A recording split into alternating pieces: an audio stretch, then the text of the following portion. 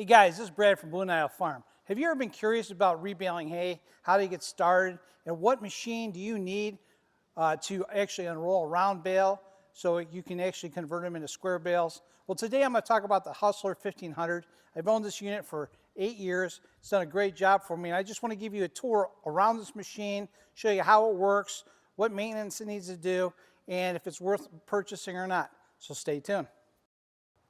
So the quick backstory is I have a horse farm and we obviously feed a lot of horses. And part of the issue that we had with the equines is that a lot of times we have to use square bales.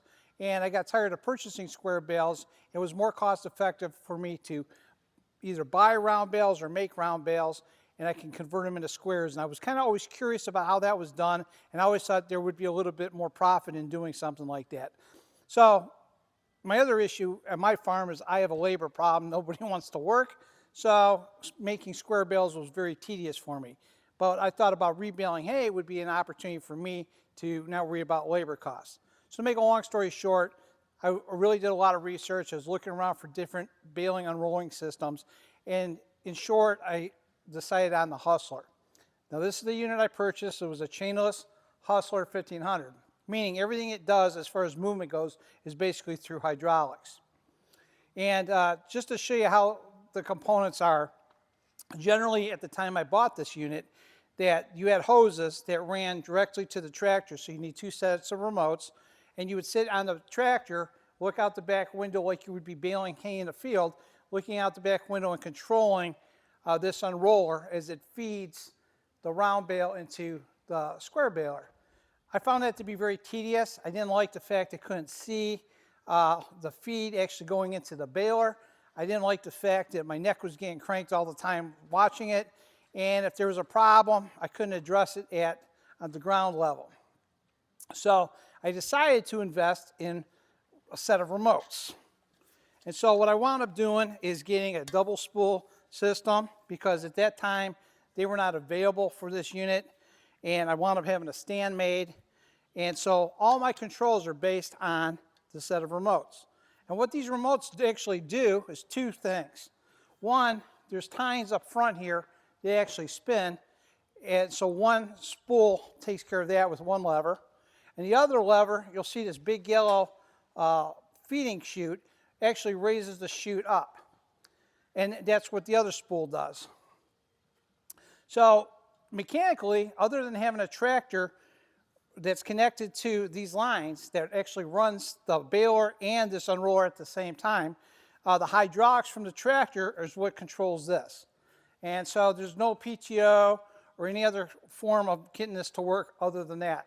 And I found that to be kind of nice, because one piece of equipment does it all. And the only other alternative thing that you would need is another tractor or skid steer to actually feed the round baler into the chamber. So let me show you what the chamber looks like. So this is actually the bale chamber itself. You actually come off the side, which would be on this side, and you would actually put a round bale in this unit. And then you would back it out. And obviously the string or the net wrap would be taken off of it. Up front here you see a bunch of tines. And all this does is very simple. That this loading chute actually elevates by the remotes and goes up and presses the bale against the tines. The tines then turn and actually unroll the bale, and the bale will feed into the baler, kind of like waterfalls and falls into it. And that's really it. It's a very simplified system. But this is made of plastic, it's very durable, and it's very smooth, so it's easy for bales to slide around, and it's easy to keep the garbage out. The tines are steel, so they're not actually replaceable, and they basically press against the bale and like I say, turn it. So let's go up front, I'll show you the tines. So these tines here are very sharp. They're cut up into like a triangle piece, and they turned pretty much in a counterclockwise method, and they basically grab the hay and make it waterfall into the baler, because where I'm standing right here is where the baler is. This piece was actually an optional piece when I purchased this, and this is basically a piece of fiberglass that you can tilt at different angles that helps make the hay actually fall into the baler. And so that was something that was an alternative piece that I purchased back in the day. But that's really the two main operating parts of the unit. There's really not much more to it. So over here is a side view of these actual tines, and you can see they're just a metal piece that are just cut into a triangle, and they'll go all the way across here. There's 5 actual tines, and they're what turns. And like I said, they're very sharp. When I operate and use this baler, I always wear gloves because these things are very sharp, and you know, they get a lot of use. This unroller never goes outside. It always stays in my barn, and it never sees, you know, moisture at all. But I use it at least 3 or 4 times a week, and it's constantly being used. Whether I'm making, you know, 20 square bales or I'm making hundreds, it doesn't make a difference. This thing's constantly being used. So a couple modifications are things that I had to do to this unit. Now the newer units that they sell nowadays, they have a couple different features that were not available when I bought mine.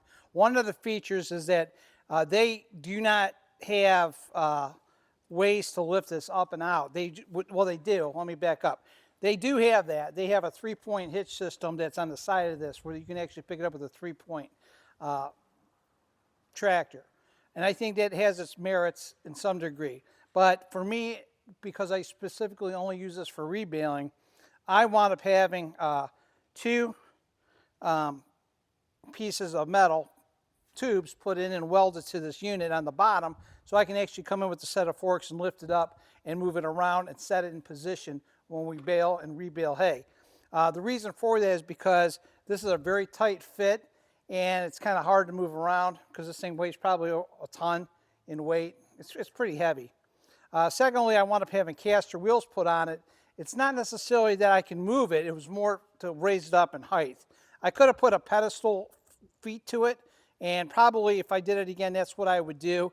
But sometimes it's nice to move this around just a little bit because it's so tight as a fit with the baler that I have. But no matter what you want to do, you need to have this, at least if you have a Chainless 1500, you want it off the ground a little bit because of the debris that builds up under here. The taller it is, the better it is. And sometimes it actually allows the hay to fall into it.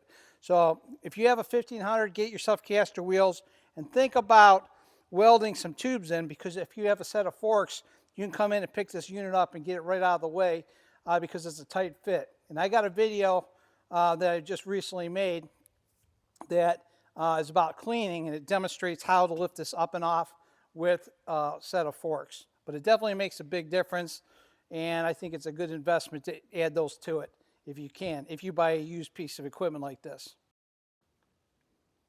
So here's a closer shot of the tubes and the caster wheels that are under here. And if you look under the bale and roller, you can see that I took the tubing for the forks, and it runs completely from both sides of the unroller.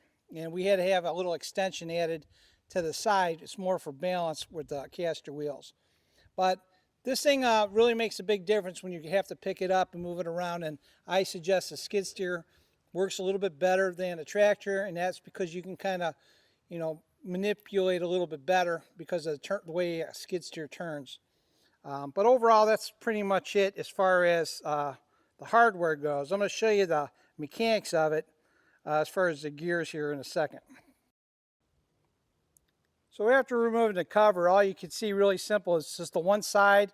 There's some basic bearings, and they're just run so slow that it's going to take forever before these bearings ever take off. Just make sure that they're greased, and you should never have a bearing failure because it is just such a slow turning system that I think that if you just run out of grease, it'd be about the worst thing you can do. But if you keep them greased, they should last you probably forever.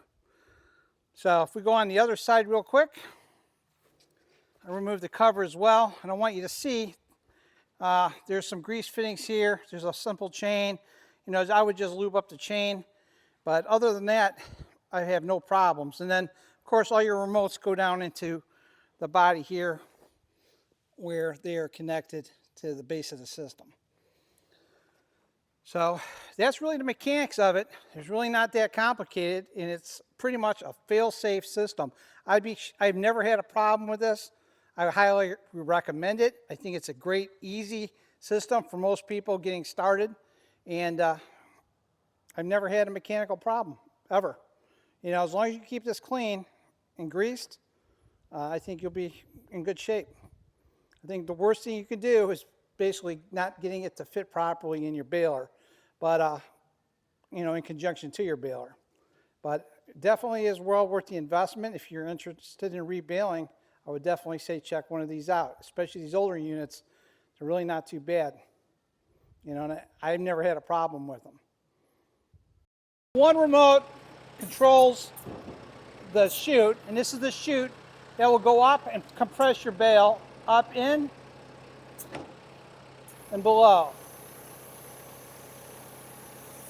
And there's really nothing in here other than a hydraulic cylinder, which you can see down here, and there's a grease fitting that just needs to be greased once in a while. But for the most part, it's pretty flawless, and there's nothing under here. So that's when you compress a bale to make it smaller, and it goes this far up. And the other lever that you use controls the tines. So this is controlling the tines either one direction or the other. Generally, you stick in one position that feeds it, which is basically, it would go, if you're on the other side, counterclockwise. And that's the side you'd be operating on. The side I'm on right now is just for demonstration purposes because I did a massive cleaning on this unit and I wanted to give you guys a quick walk around. And if you want to see it totally operating, I got other videos out there that show the entire process. I have a 4-part series that I think is interesting for people to watch, so I suggest you kind of look at that too if you're really interested in knowing what you need to do to run a Hustler Bale Unroller. But this is the basic process. It's relatively simple and it runs real well. The one thing I want to add too, that if you buy a newer model that's actually out there made by Hustler, they have a set of remotes that are actually connected to this unit, and you don't have to actually create a stand. But if you buy an older model that does not have a stand, I suggest you actually get one made and you get a set of double spools so you can run off of this. This makes a huge difference, and running it from the ground, there's nothing but positives versus sitting in a cab. So I wouldn't hesitate to invest in this. What's nice about having a stationary stand that I can move around is I'm not locked into a certain position.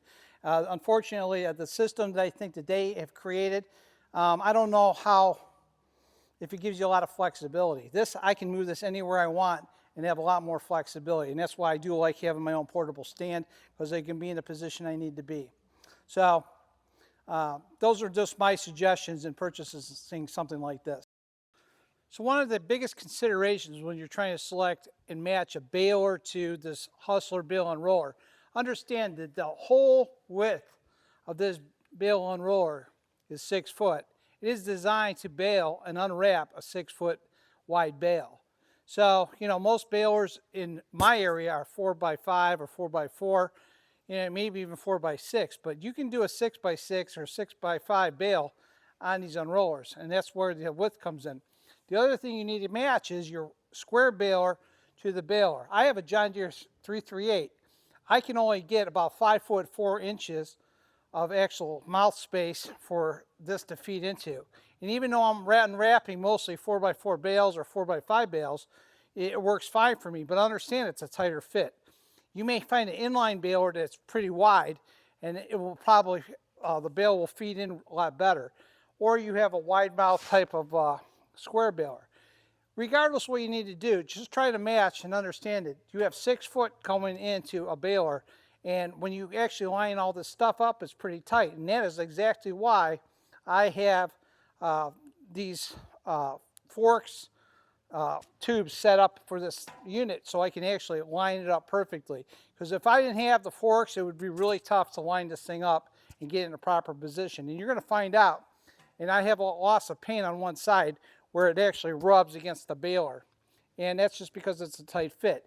Even this piece here kind of makes me keep a space between the baler and this unroller, because this plastic chute will not fit in the mouth of the baler. It's actually 6 foot wide. So I have to leave at least a 2 to 3 inch gap between the tines and this chute. Now I see guys on video sometimes where they actually can take this chute and lay it across into their baler. That may work a lot better, but unfortunately I have to leave the gap, but it still waterfalls into my baler, into the tines, and my 338 is able to eat the hay. I saw somebody else on YouTube where they actually had a baler that was really short, and it probably only was missing at least a foot of feed going into their baler. That to me would be very annoying, and it would probably be hard to use that baler as to have an effective rebaling operation. So keep that in mind when you match the unroller to the baler. But this is designed to do 6-foot bales. So keep that in mind too. You can do big size bales with this, and it's really beneficial, but you have to match the right baler to the right unroller. And that's half your battle. So that's one consideration I didn't know about when I started this, but I'm lucky because my 338 does digest pretty much anything I feed it, and hopefully you find that to be also not a problem if you ever go this route, but something to pay attention to. Now I want to go and show you how to actually set this thing up properly and where everything should be set so you can actually use this to run and start rebaling hay. So I have my John Deere 338 baler behind me, and I'm going to kind of show you how we got everything to set in a position and how it should be set, and how all you need to do is hook up to a tractor and start working. So let's go on this quick tour. So first you can see that the bale and roller sitting here on caster wheels, and again I told you I have the tubes, and we set this bale and roller in position using a skid steer. The hoses are set, and they must be between the two caster wheels so that they're not getting crushed or crimped, so they don't create leaks. Over here is my stand. I can move the stand forward or back depending on where I want it. We just set it there for now, but I'm probably going to move it a little bit farther over here so it allows me the access to get in to dealing with cores and get them to basically be fed into the baler. The most important aspect here that we discussed is the length with this plastic yellow sheet, and in conjunction to the tines. Like I said, it's about 5'3" to 5'4" inches from here to here, and this whole yellow sheet is 6 foot, and everything is set in here very tightly. But you can see that there's going to be a gap between the tines and the yellow piece of plastic. You don't want them to hit each other, and so I have to create a gap. So what's going to happen is eventually as hay starts to fall in there, it's going to start to mound up, and basically all the hay that comes through the rebaler is going to waterfall right into the tines and go right in directly. But you're going to still see some chaff and fines are going to fall, between the baler and the unroller, and that's the aspect that you need to keep clean. So let's go on the other side. I'm going to show you how tight this actually is, when this thing's set up.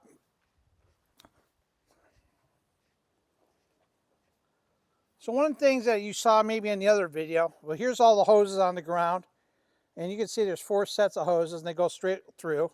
Hoses that are right here are the ones that hook up to the tractor. They're set off to the side because the tractor's not hooked up yet. And I want to show you the gap that is set between the baler and the unroller, and they're right here. And you can see a lot of the paint that's been worn off because this thing is rubbed up against the baler at times, because when the tractor's hooked up to the baler, the whole thing's going to start rocking. And a lot of times this unit's stationary, so it's going to rub on the unit.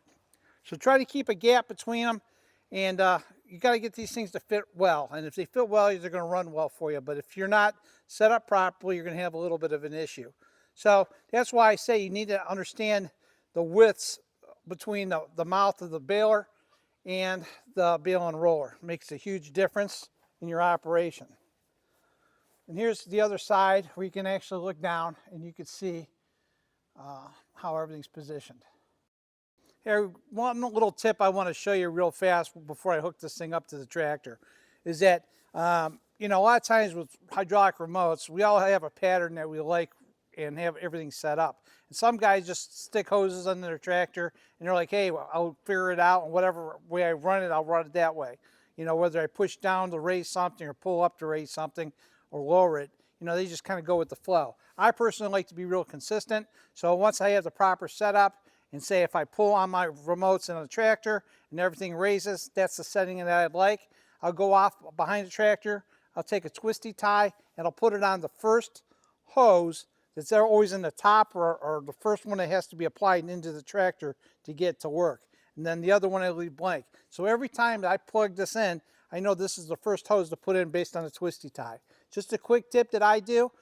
Maybe that'll help somebody out there that wants to be more consistent, something simple, but once you get in a routine, you can do that on all your implements, and you'll always have a proper setup every time you plug in there, and you know that if you pull back, it's a lift, and if you push down, it's a drop, and it makes a huge difference for me, and it may help you too. So just a quick tip on that.